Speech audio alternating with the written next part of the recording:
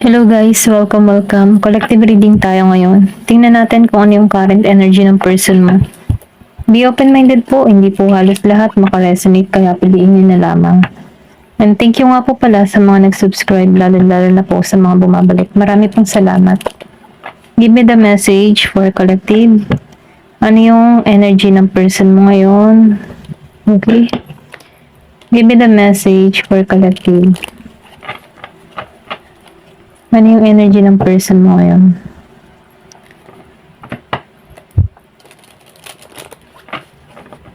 Give me the message for collective. Ano yung energy ng person mo ngayon?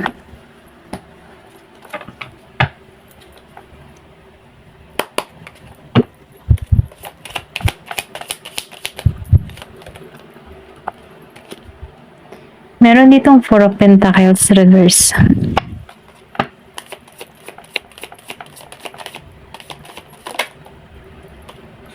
The Lover reverse.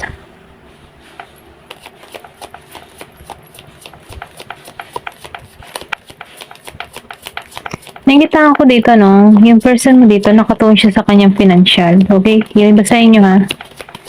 May pagkagipit or pwede rin sabihin, hindi nagiging maganda yung kanyang kaperahan dito sa Four of Pentacles reverse. Wala pa tong ipon. Meron ditong Eight of Wands upright. Nafe-feel ko din dito, no? Mahal ka ng tao nito pero tinitiis ka. Okay?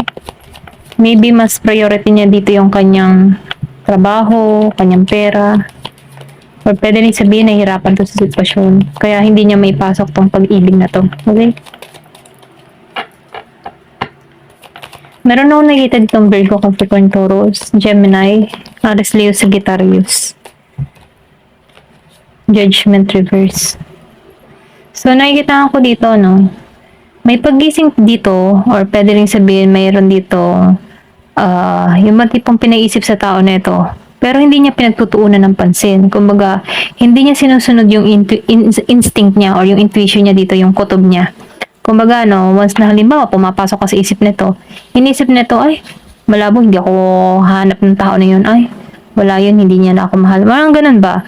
Kumbaga, itong tao nito, hindi niya naiisip ng, o hindi niya nakikita ng malinaw yung connection nyo. Okay? Kumbaga, hindi niya makita, wala siyang sign na nakikita sa inyong dalawa, or pwede rin sabihin na wala siyang sign or yung ibang tipo na hindi niya makitaan kung meron ka pang interest dito sa tao na to. Okay? Pwede rin sabihin na, no, matagal ka nang hindi nagpaparamdam. Kaya itong tao na ito, hindi niya na pinagtutuunan din to ng pansin. May pagkamatigas ang ulo na ito. Okay? Ito lang nakikita ko.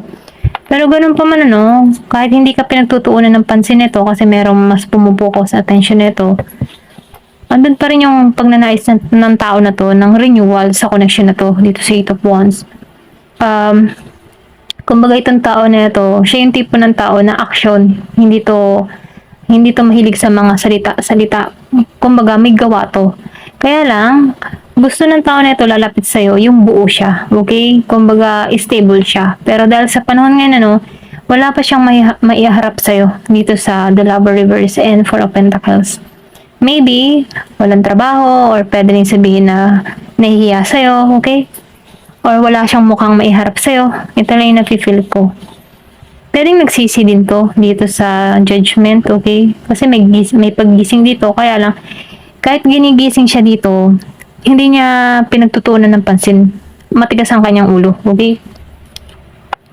Five of Cups. So, nakikita ko dito may away may kaguluhan, may namagitan sa inyong away, na kung saan, ano, nagbigay ito ng lamat sa connection na to. Pwede rin sabihin na walan ka na ng tiwala dito. Meron ditong Scorpio, Cancer, and Pisces. Nafe-feel ko din dito, no, meron ditong nahihirapan sa kanyang sitwasyon, nahihirapan sa kanyang financial, or pwede rin sabihin na, no, ito yung nagpapahirap sa kanya yung kahirapan ng buhay dito sa Five of Pentacles. Pwedeng broke siya. Ito lang nafe-feel ko. Hindi niya makita yung paraan, okay? Kumbaga, medyo nakatuon siya sa mga nawala dito sa Five of Cups.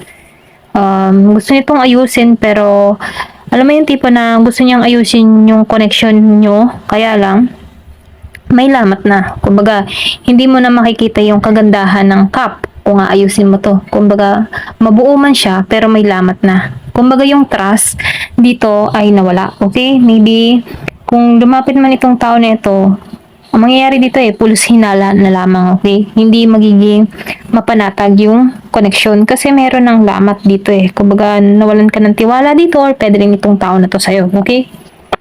Give me more information. Ano pa yung mensahe?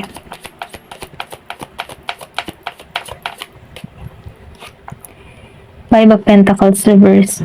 So, itong tao talagang ito, problema talaga pera Maybe wala tong ipon, okay? Yung tipo na meron siyang utang or meron tong pinaglalaanan ng kanyang oras, okay? Ito na nafe-feel ko. Gipit. Then, nafe-feel ko din dito, no? Maybe meron tong binabayaran, okay? Mas yun yung priority niya. Ito lang nafe-feel ko. Kulang yung kanyang kaperahan. Nahihirapan siya sa sitwasyon. Ayan. Lalo-lalo na pagdating sa pera. Kaya isa rin tong naging dahilan kung bakit hindi to makapunta sa'yo o hindi to makadiskarte sa'yo. Dahil kulang yung pera niya, okay? Kasi kung ikaw man ay nasa malayong lugar o may distance kayong dalawa, nakikita ko dito na kailangan syempre ng pera. So, itong tao na ito hindi makatungo sa'yo dahil ito yung kulang sa kanya financial.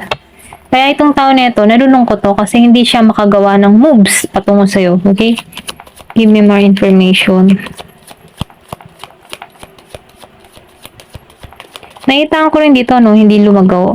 Walang paglago. Kung meron man tong sinalihang invest, mga ganyan, hindi to lumago. Maybe na-bankrupt din tong person mo dito sa Five of Pentacles reverse. Naghihirap, okay, kapos. O, yung iba naman sa inyo, may sakit pa na dinaramdam. Okay? Five of Wands. Kumbaga, nakikita ko dito yung 555. Okay? Angel number 555. Nafe-feel ko dito no, sa Five of Wands, meron naging away sa inyong dalawa dito. Kaguluhan, kompetisyon. Okay? Pero ganun pa man, nafe-feel ko dito na pareho kayo nagmamatigasan, walang bumababa yung ego. Pareho lang kayo dito, okay? Ito lang nafe-feel ko.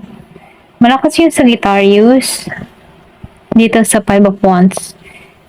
Kumbaga, sarado yung kaisipan nito or pwede rin sabihin na sinasarahan mo yung isip mo dito sa mga paliwanag nito. Ayaw mo makinig. Kumbaga, meron ditong argument na nangyari, conflict, ganyan. Hindi nagkasundo. Pwedeng may opinion ka, meron din siyang kanyang opinion. Kumbaga, yung opinion ng bawat isa, hindi nagtutugma. Pareho kayong salungat. Okay? Give me more information. The Tower reverse. So, nagkaroon dito ng disaster or pwede rin sabihin, ito yung naging dahilan ng kaguluhan dito sa Five of Wands. Pwede may natuklasan ka dito o may kaguluhan or pwede rin sabihin ginigising na tong connection na to. Pwede nasa mali kang relasyon, okay? Or pwede sa komplikadong sitwasyon. Kung bakit tinatanggal ka dito. Okay? Nahirapan ka dito Or pwede rin sabihin, ang hirap ng relasyon na to. Okay? Nabuuin. Kasi may kanya-kanya kayong paniniwala dito. Meron ako nakikita ditong Aries, Leo, Sagittarius, Virgo, Capricorn, Taurus, Gemini, Scorpio, Cancer, and Pisces. Okay? Eight of Pentacles reverse. Talagang gipit ang person mo. Hihirap to. Feeling broke. Or pwede rin sabihin meron siyang maling na investment. Kumbaga nakikita ko dito, walang beginning sa tao na to ngayon. Kumbaga, hirap siya. Parang hirap siyang bumangon muli dito sa Eight of Pentacles reverse.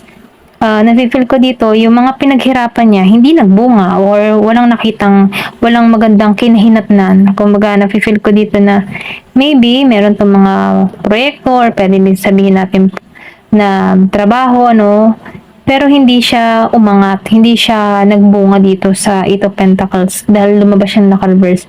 Kasi itong person mo nalulungkot dito sa Eight of Pentacles reverse, nahirapan to, okay? Or pwede rin sabihin nahirapan siya kasi hindi niya maibigay yung pangangailangan. Kung ikaw man ay may anak dito, kaya hindi to makasustento sa'yo kasi kulang at kulang yung pera ng tao na to, okay?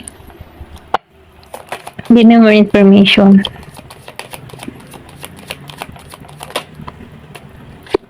Meron ditong Seven of Swords reverse.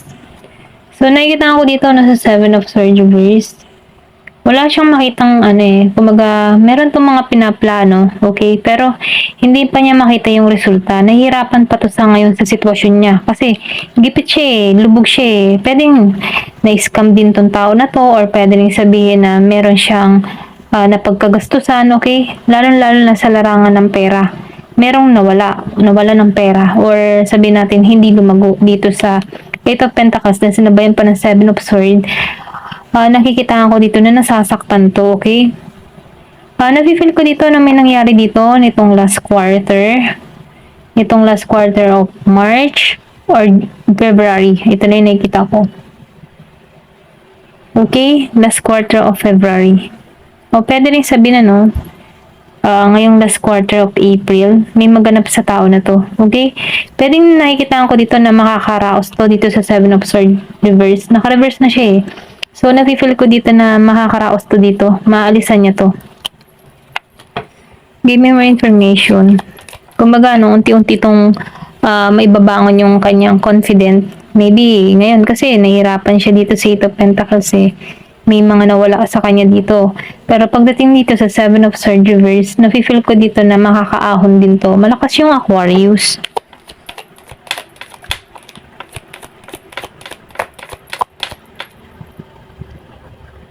Give me the message.